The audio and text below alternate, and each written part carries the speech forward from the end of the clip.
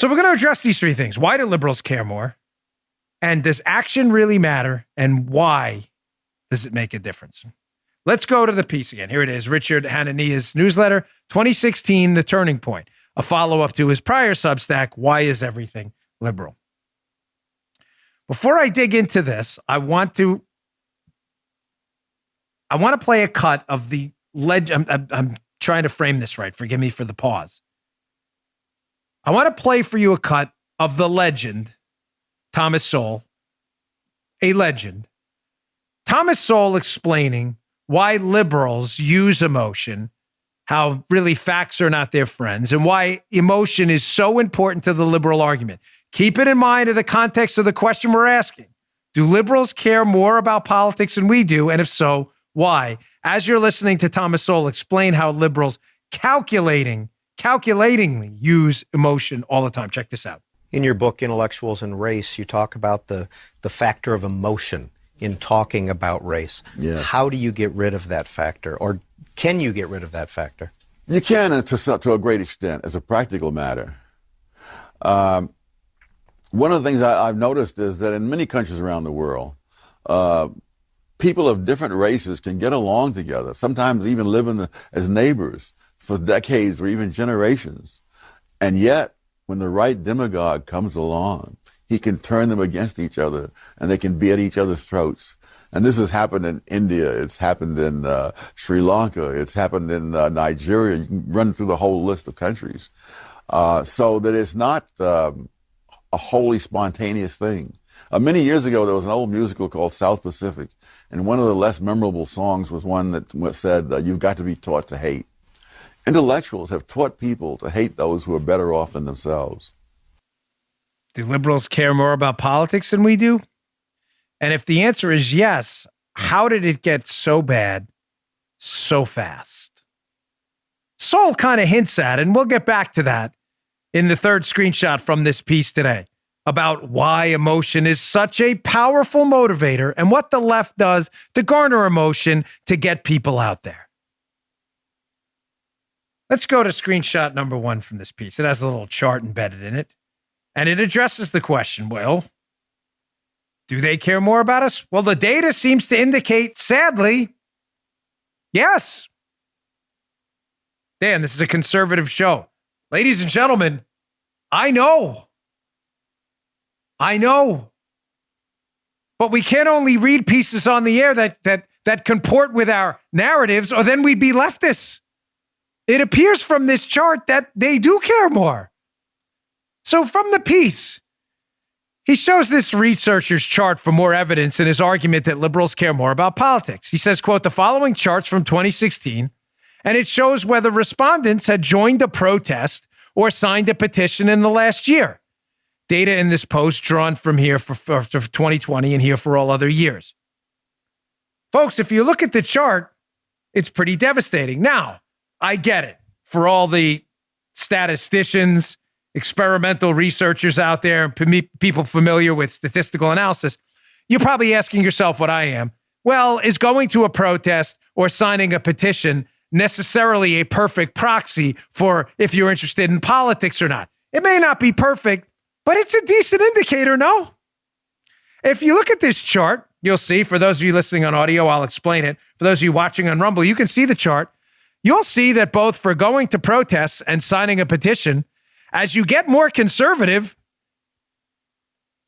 you're less likely to have done either. And as you get more liberal, you are way more likely, in one case, to have signed a petition. Upwards of 60% of liberals. Only about, about 26% of conservatives have ever signed a petition. And then when you look at the protest data, it's similar. You have upwards of roughly, looks like at the chart, about 18% of liberals who've attended a protest. And gosh, 2-3% of conservatives. Folks, those are big differences. Now, again, I'm not suggesting that this information is necessarily dispositive or damning, that, oh gosh, conservatives don't care. Why are you promoting this mythical fairy tale? Conservatives don't care. That's not what I'm saying. I'm simply suggesting to you that if we're going to ask ourselves serious questions like, how did things get so bad so fast, where sports, corporate America, Hollywood, everyone seemingly at the same time all turned on us and became liberal overnight? One of the reasons they've been doing it is because liberals have focused on the do, the activism part, for a very long time.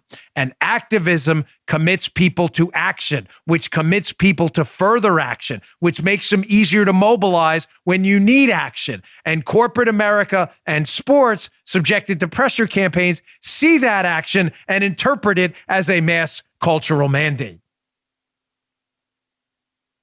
It's not good enough to go out and vote. The do matters. I've said it repeatedly on this show in multiple speeches. At anywhere someone will listen to me, I say the do matters. You have to do something. Many of you have. Many of you. You've gone to a Trump rally, a sign wave, you volunteered, you knock on doors. But there are some of us out there, larger numbers of us than liberals, larger numbers of us out there on the conservative side, who, haven't been to a protest, haven't signed a petition, haven't done other things. We are the leaders we've been waiting for. My friend Ginny has told me that repeatedly. No one is coming to save us. No one's coming to save us. It's on us. Us. We have the power to save ourselves. Now, there are a lot of explanations. Again, this is not some perfect proxy. And it's not meant, I'm not bringing this up again to insult our movement. Tens of thousands of people show up at Trump rallies. I get it. I'm not suggesting that you haven't been to a protest or signed a petition is, again, some perfect proxy for your political involvement. But it is interesting that liberals seem to be beating us rather dramatically on those two numbers, the percentage of people who've done that. There are a lot of explanations. Some of them could be conservatives actually have jobs and we're kind of busy doing stuff. That's probably played some role in it. But does that really explain, why upwards of 60% of liberals will sign a petition and conservatives don't? Here's another reason, talking about confounding variables. Maybe not just that we have jobs plays into, we don't have time for protests, but another one may be, being that conservatives are frequently the subject of cancel culture, many of them are probably afraid to put their name on a petition. I get it. I think we all have to take that fight on and get ready for it and start putting our name on those petitions. But I get why people might sit that one out. Now, why is everything so liberal? Question number 2. Why? Why is it so liberal? And why does it seem, at least, that liberals seem to care a lot more about politics than we do? What is motivating the liberal to do more than many of us do sometimes? What? Let's go to screenshot number 2 from this piece. This piece is fascinating. I really need you to read it. It's worth your time. He says, quote, Hanania, other institutions besides corporations have also gone left. This includes, everything. The dictionary, remember the dictionary.com story? Knitting clubs, board games, and literally almost anything you would think to call an institution. So, why are corporations woke? It's still not an interesting question, but what has changed in the last decade is. My theory that, this is Hanania speaking, my theory that institutions are captured by, listen to this, whatever segments of the population are most mobilized would predict that the mobilization gap between liberals and conservatives has increased over the years. Why is everything so woke all of a sudden? And what has changed specifically in the last 10 years? These institutions are responding to the people they see on the streets. Folks, I know it's not in many of our nature. We believe in family. We have jobs. We like to act locally.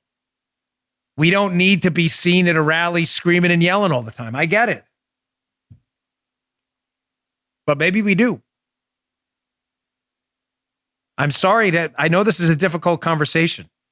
I know it is. I'm deeply sorry for bringing it up if some of you may be offended. I know I can sense your response, and I don't blame you. Hey, Dan, what else you want me to do? I voted. I showed up at the Trump rally. I get it. God bless you. I'm not talking about you. I'm talking about the people who listen to my show, I love that you listen. You are absolutely always welcome here. But when it comes time to show up to a Trump rally, or forget Trump first, a rally for any candidate you like, go to a local Republican club or whatever it may be, they're like, hey, listen, I don't, I can't. I'm not ready for that. I need you to get ready. Because these institutions that have in the last 10 years collapsed into a black hole of wokeness are doing so because they're responding to the doers on the street. The people who do, not the people who talk. It's important. The do matters. No one is coming to save us. We have to save ourselves, and we have to shrink the mobilization gap.